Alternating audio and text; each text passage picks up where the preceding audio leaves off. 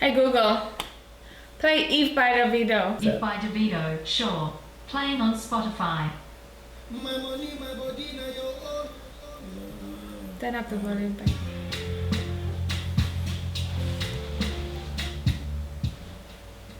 You? If I tell you that I love you. If I tell you that I love you.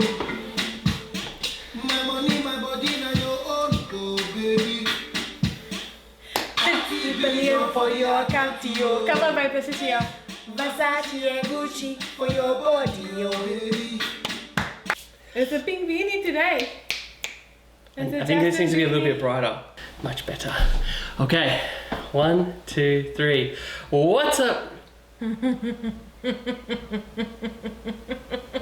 What's up, kings and queens? Back with another video. Back at it. Day 3. Day 3. Day 3. Whoa. You. You know, She. we might not upload them 3 days in a row, But but we we're record filming them 3 days in a row. That's what matters. Anyways, today's video is about drumroll. How we met. And this is a God one because you know what? Someone asked for this video and he suggested it without even knowing that Wow. someone asked for it. I mean, the thing is, So- I think this is actually like probably one of our best stories that we can tell. I feel like we need snacks.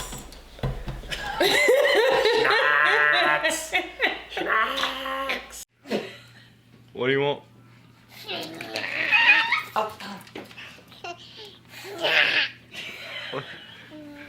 Come here. Tell Daddy, watch your face. I'm a snack. Okay. We don't need snacks. We're good. We're good. We're good. Oh, it's really So, boring. okay, go back to 2009. So 12 years. When I first saw you, 12 years ago. I said, oh Um, my, You gonna let me do oh it? my, that's a dream. It didn't work out like that. Not at all. Nope. So 12 years ago, I was in a bad place in my life and kind of looking for stuff, just looking for purpose, just a bit all over the place. And I got invited to go to South Africa with a friend of mine, like a leader of a missionary team out of my church going to South Africa. And I told him, "Oh, I don't know that I am going to be able to offer anything. I'm not in a good place with my walk with God, and I just don't feel like I have anything to offer." And he said, "Come along anyway, because it could be just a great experience for you to witness." And I thought, okay. So Fast forward. fast forward Yeah. to the time that we're kind of like looking to go, and I didn't have a lot of money, and I was like, I don't know how I'm going to be able to afford this. And then I shared like my needs with a few different people, like my desire to go and like what it was going to take to get there. And a couple said to me, well, we actually have some money that we put aside for like missionary type work. We actually thought it was for someone else. They didn't end up needing it, and you can have it, and this is the amount. And it was kind of like basically down to within $5 of exactly what I needed. Bought a ticket, jumped on a plane, and went to Cape Town, South Africa. The beautiful mother city. Absolutely fell in love with the place and the people. And when I say people, I mean people before I even met Coles. But it was just a great opportunity, a great experience. And I think we'd been there about a week, and Nick, who was our like leader of the group, he said, oh, we're going to go and visit this one pastor's house. Pastor Frank, who I had met before in Australia. He'd been to Australia to do his own mission stuff on our side. And I was like, yeah, cool. I know Pastor Frank. It'd be great to go and see him again. And I walk inside Pastor Frank's house, and I met his son, Marcelino. I met his wife, Helen. And finally, I met his daughter. Jo, zeg gaat lang, joh. Hij is story. I told you he likes to tell stories. I think I haven't said fast forward, but you rewind and then you press play. So Oh gosh, man. I think I was there for like another couple of weeks. In total, it was like nearly 3 weeks. And we had some communication during that time. Oh wait, let's rewind. Yeah. No, this is from that's your take on, not take on it, but whatever. Mm-hmm. When the day that we met, I came from work, and then I was super tired because we used to get all these teams from Australia to our house. And we had such a small house back in Cape Town. Bokmakiri, as iemand het kyk en jy is van Bokmakiri, waar is julle? Stick uit jou bang dan. So we go say why. Stick out your bung down. Anyway, so the house is small. Everybody's in everybody's business. And my dad had this thing when we have the visitors and the team's over, even though I was not interested in meeting any of them that day, I just wanted to be like I had a big day at work. So I was just standing at the room door, my mom's bedroom door.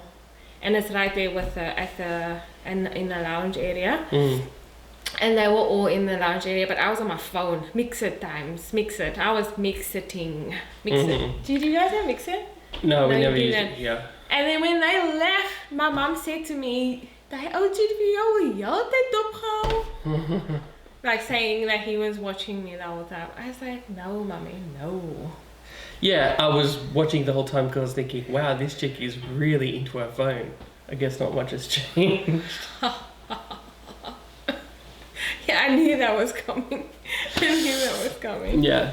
So while we were there, we had another guy, Wade, who was like taking us around and driving us places and stuff. And he also happened to be friends with Coles, had her contact details and stuff, and he came to stay with us in the hotel that we were staying in while we were there. So every night I would steal his phone and I would use it to chat with Coles, and yeah, I would. Look at you. And I think there was one night where I was talking to him and I was like, oh, I would just like to see her again, you know. Oh, bless. And God. so he said, why don't we all plan a trip to go to Grand West? You know, it's got restaurants and activities like bowling and cinemas and all these other things as well. And so we were like, let's go there because people can kind of just, you know, freely move about and do what they want to do, and it'll be a good opportunity for you to talk to her and spend some time with her. So I was like, yeah, sweet. So I messaged her and I was like, do you want to go to Grand West? And I kind of put the idea in the whole team's head. I'm like, let's go to Grand West. And they were like, yeah, let's go to Grand West. It's going to be great. So we all went to Grand West. And I thought it was really slick kind of making that happen. And we're all like bowling and stuff. And I'm like, you know, using every opportunity I can to talk to her. And then some of the other girls were just like, nah, this is boring. How about us girls go to the cinemas? And they all just up and left and took Coles with. And I didn't end up seeing her again until the very end of the night. So we ended up spending like 15 minutes together out of this whole like 4-hour night. And that you initiated. That I kicked off for everyone. So I was pretty bummed about that. Sorry, babe. But I definitely laid down my smoothest of words as much as I could in the 15 minutes we spent together. Did you buy me ice cream? No, we all bought ourselves. We all bought ice cream. We were standing outside in the garden area, and there was like all those fairy lights, and I told you how romantic it looked. And yes, I do remember. Yeah. At that point, there was no interest whatsoever, and I'm thinking, why is this boy telling me all this? Like, legit, I just want to go home. It's late. Let's backtrack a little bit, right? Because this is like, we should actually talk about the first night we actually hung out together. We kind of just hung out in the lounge room. You didn't talk and stuff. But then the next day, Nick was like, I need to go back to Frank's house, but you guys don't have to come. And I was like, I'm definitely coming. So we went there. And then you and your brother were like, oh, we're going to go to the shopping mall and we're going to go to Wonderland, which is like Time Zone here in Australia, like a big arcade type place. And I was like, oh, I'm totally coming, right? So 5 of us cram into this small little hatchback. Like, and I positioned myself in the back center seat. And I was sitting next to her and I was like, Lord works in mysterious ways. But you know, I asked her if she'd ever played the game Corners. And I don't know if this is like happens in any other country in the world, but I know here in Australia, it's an Australia thing, there's a game where we play as corners, and it's like when you go around a corner, you gotta like push into each other. It's like you use the force of the corner to push into each other and stuff. And I was like, let's play that because I wanted any opportunity possible to get closer to you and push up against you. Yeah. I remember asking you as well, I said, how old are you? And I think at the time you were probably, what, like 26? Yeah, you were 26. I can't remember, but Yeah, you were 26. I remember because I was 20. And then you said, I think you said, I'm 42. And I was like, I just wanted to get this guy off my back. and I was like, it kind of made me more interested because I always had a thing for older women. And then I was like, if you look that good at 42, You know, black don't crack. you're basically a supermodel if you look that good at 42. You're like Elle Macpherson territory, right? So I was like, I was like, dang, you have to get in there. And I remember we pulled up at the mall, and like I was just in this zone where I was like really funny, and I was just making jokes about everything, and you were like laughing hysterically, and I was like, I'm in, boys, I'm in. And I remember we went and hung out at Wonderland, and we played pool, and you were on my team, and I was like stoked about that. Yeah. And then we did this like skipping game thing where the light goes around, you have to skip it, and I was like super hot and sweaty. And then I was like, I didn't really want anyone near me because I was like so hot and sweaty. And then Coles asked me to take a selfie, and I couldn't resist. Which I posted on our Instagram. Go and check our that. first photo together. And actually, there's a funny story about that, right? Because we were with another guy who was like a similar age to me, maybe like 1 or 2 years older. And we took a selfie together, and then you looked across at him, and he was looking at us like, what's going on here? And then you were like, oh, Justin, come take a selfie with us. And so he jumped in and took a selfie with Coles as well. And then later that night, I didn't know about that actually. I'd kind of walked off already. And then later that night, we were in the hotel and stuff, and I was like, You were telling Justin. I was like, Justin, I don't know, man. There could be something there because she asked to take a selfie with me, and she was like smiling and stuff. And he's like, don't worry about it, dude. She asked to take a selfie, and they do. And I was like, it means nothing. I was looking for any excuse of why, like maybe there was something, a glimmer of hope for me. No, but I was just taking photos with the team, really. One by one, individually. Yeah, but I mean, you kicked it off with me, which is kind of special, Okay, right? buddy. And then we had Macca's. I had my first international Macca's, and then had Macca's in another country before. It was interesting. And then so fast forward, we did that thing at Grand West where I tried to get some time with you. It didn't happen. We kept in contact. We didn't see each other again, and it was like pretty much the day before we were supposed to get on a plane and leave, and we were like due to get on the plane and leave at like 10 a.m. So Yeah. we didn't have a full day left. It was just like the rest of today. And one of the local churches was throwing out like a farewell party for us. And I messaged Coles, and I was like, we're having a farewell party tonight, and I'd really love to see you there. And she said, I'd love to come, but whatever night of the week it was, Tuesday, Wednesday, I Wednesdays. think. Okay, so Maybe Tuesday. You're right. I think it was Tuesday. Yeah, it was Tuesday. So you were like, Tuesday nights is our is worship practice night, and Because and Jesus first. yeah, and I was like, yeah, respect, you know. So I said, all right, well that's cool. It's a shame. I'd really love to have caught up with you one last time. And yeah, and then that was it. We didn't talk, and then about an hour later, you messaged me, and you were like, my worship leader messaged me and said worship practice is cancelled tonight. I'm gonna be at the farewell. Hallelujah. So like I was like super nervous and super excited and stuff. Yeah. And it also happened to be, I'm pretty sure it was it Guy Fawkes Day as well? I can't remember. I'm pretty sure it was Guy Fawkes Day because everyone had firecrackers. Okay. There was firecrackers everywhere. And people were throwing firecrackers and stuff, and we were standing outside in like next the house next to the house that the party was at, and it was like a vacant block, so the grass was a little bit grown and stuff, and we were like kind of just standing near it, and you lost your earring. All right. So then, church was over. Everything was done, and then I moved outside, because just chilling with people, and then I was wearing these big hoops. They were like bigger than these ones, Mm-hmm. And I lost it, and I couldn't find it anywhere. And someone else tried to look for it, not gonna mention our names. And then nobody could find this earring, right? And I'm standing and I'm walking around, and kid you not, it's a Cinderella movie, like the slipper, you know, the slipper, that he got the slipper. Here comes Michael with my earring. He found my earring.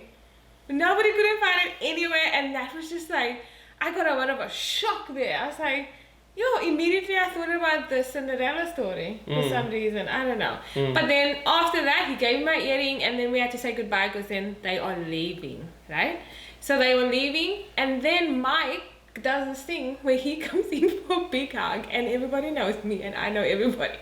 But when he came in for this hug, it's like the world was watching. Like everybody stopped what they were doing, right? It's like everyone turned to look at us. It was like we were on display. Yeah. There was a he lot of people like, around him. It was a long hug, man. Because I knew that, like, It I was was getting on very a long. plane to fly 12,000 kilometers away tomorrow, and I didn't know if I would be back. Like, I didn't know. Let's get that last hug in. Guys, this is the not weird part, but this is the part that will just stay. It's a God thing. So I get into my brother's car, I'm sitting at the back, and bing goes my phone, and it's Mike on Mixer or WhatsApp, whatever it was, and he's sending me a message. Guess what he said in the message? Like, I don't know this guy. He says, I'm coming back for you. Immediately, I'm starting to cry. Why am I crying? Why? I wasn't sad, I wasn't nothing. The tears just was rolling down my face. Like my brother was thinking, what is wrong with my sister? Did this guy say something wrong? And I got home and I told my mom what this guy said. It was weird. Yeah, I didn't even... I'm coming back for you? You bold. Well, You bold. I was in love with the place, the people, and someone in particular was very special to me. I don't know what it was. We had spent we had spent 3 different days together, but I just felt this like a magnetic pull that I can't explain, and I was like, I have to find out where this is gonna go. So I got back on that plane, I went home. Just a few weeks before that, because I, at this moment, when I met met Mike and stuff, there was no interest at all, because you know what? I had my walls built. Because I was in a relationship, I was married. My heart was broken into pieces and smashed on and all that stuff. I forgave. Is it forgave? Yeah. I forgave. That is the past. But just to give you like a little backstory on where I'm coming from. So I gave up on love. But then a few weeks before Mike came to Australia and all this stuff happened, a girl at my dad's, at our church came to me, Courtney, and she wrote this whole letter or whatever, but she told me that my prince is on his way. Yeah. And at that point I was like, well, that's cute, thank you, so cute.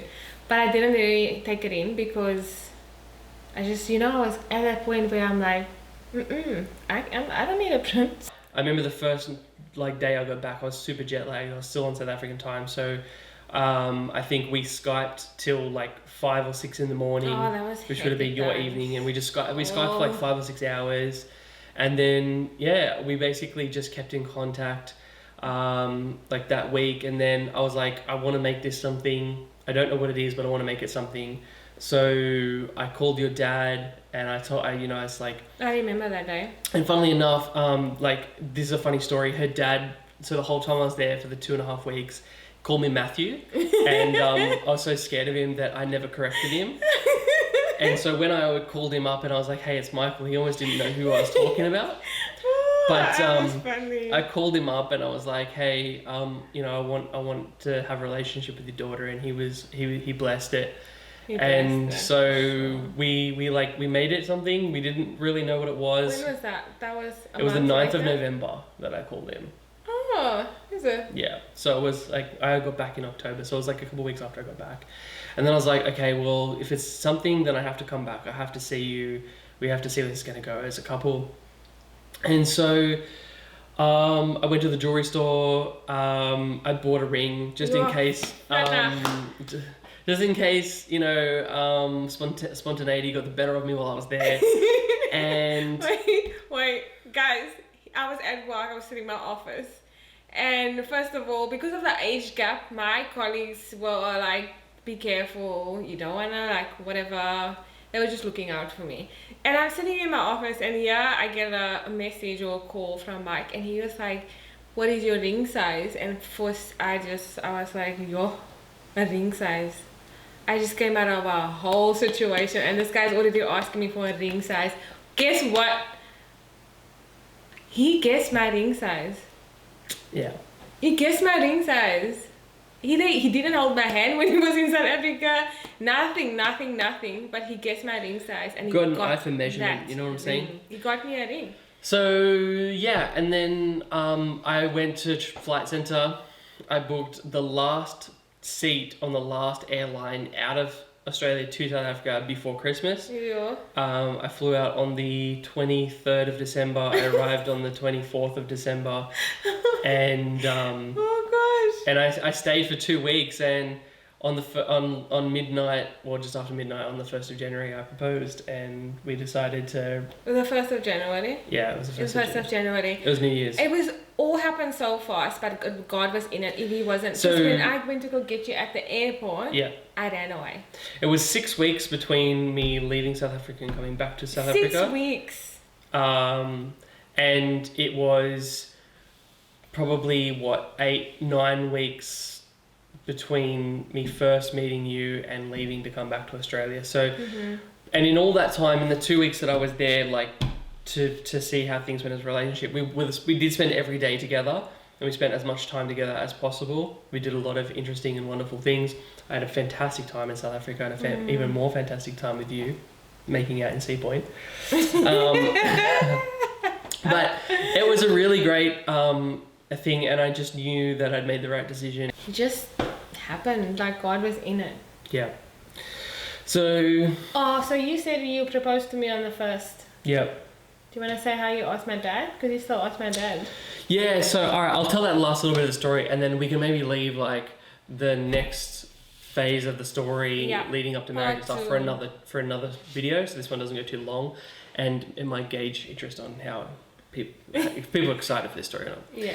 But so basically it came down to it, and I was like, I wasn't going to ask for Cole's hand in marriage without first getting the blessing from her parents, and I wasn't really sure how to broach the subject. I remember one morning I was sitting early in the lounge room, just sitting there. I think I was having a cup of coffee or something, and your dad came into the room and he sat down, and there's a sort of big burly voice, shaved head, goatee, eyes that don't look at you but look into you.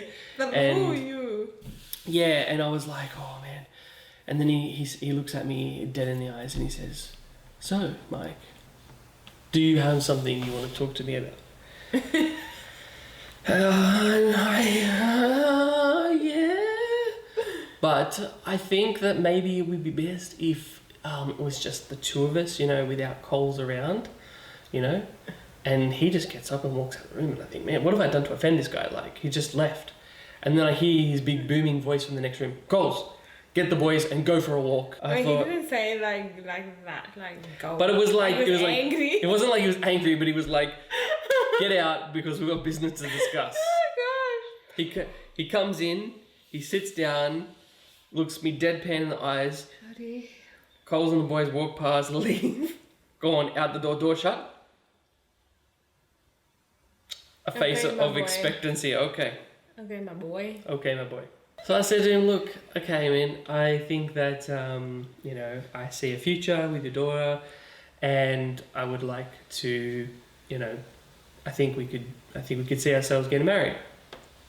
So he's like, "Okay, wow, that's 6 weeks you guys have known each other, and that's quite impressive that you're ready to make that decision." And I said, "Yeah, when you know, right?" And so he said to me, "Okay, so what's the plan? Is she going to come back to Australia, meet your family, and see how things progress and stuff?" And I said, "Look, that's all well and good. We definitely want to have her come over."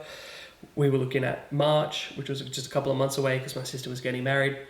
But while I'm here, I would actually like to propose. I have a ring with me. He didn't expect that, eh? And he was like, "Yo, yo." He's like, "Whoa." He's like, you mean business, my boy?" And I said, I think he really respected that. I said, "Yeah, I've come prepared. But let me tell you, in the beginning, yes, there was challenges. Oh, Like definitely. even when we got married. But we probably shouldn't get too much into that yet. Yeah. We'll save that for the next That's video. part 2. Part 2. But let me tell you, this guy. Well, we're still married, so I must have got something right, right? I feel like sometimes, like, if the boys had to pick where they're gonna go, let me just say it like that. They'll go this way, which is amazing. Blesses my heart. Yeah. All 3 of them absolutely love their dad Yeah. so much. So, anyway, guys, I think we'll wrap this up. We don't want Yeah. to go too long. It's already been, like, our longest It's been video long, ever. It's been a long I'm not video. sure. I hope if you're still watching, Yeah. let me know if you made it all the way to the end. We Leave give me your you a name. virtual high Oh five. my gosh, if you stay. even make it, I feel like we need to like do something. Like Yeah. leave me your name at the end of this video so we can just shout you out. And All right, so in the theme of our video, which is coming together, forming unity as a married couple, but also doing it with God at the center, we met through like a God thing. I was on mission, I was doing missionary work, and you were, part of a church that hosted us. So it was really God that brought us together, and I think so this verse is like really a good one for today, and it's Ecclesiastes 4:12. It says, though one may be overpowered, 2 can defend themselves. A cord of 3 strands is not quickly broken. I love that. So a rope with 3 strands is the strongest form of rope, and that's obviously the couple in marriage and God at the center. So yeah. So all right, wrap it up. That's it. Thanks for watching, guys. If you think this is a fun story, it's been engaging, and you think someone can benefit from hearing this story, please share it with them. Please do. Like the video if you enjoyed it. Comment. Subscribe if you're new to the channel. Notification button. Tell us what you want to see in a future video, because we're Yes. trying to do as many videos in lockdown as possible. Maybe turn this into a regular thing. Even after Yeah. lockdown, maybe 1 or 2 videos a week. Who knows? But for right now, we want to try and get some consistency. So please engage with us. We want to hear from you. We will reply to Engagement, every please. comment we get. We promise. We definitely read every comment we get, even if we don't get around to replying straight away. We will reply. But yeah, guys, we love you. We thank you for tuning in, and we will see you in our next video. Peace.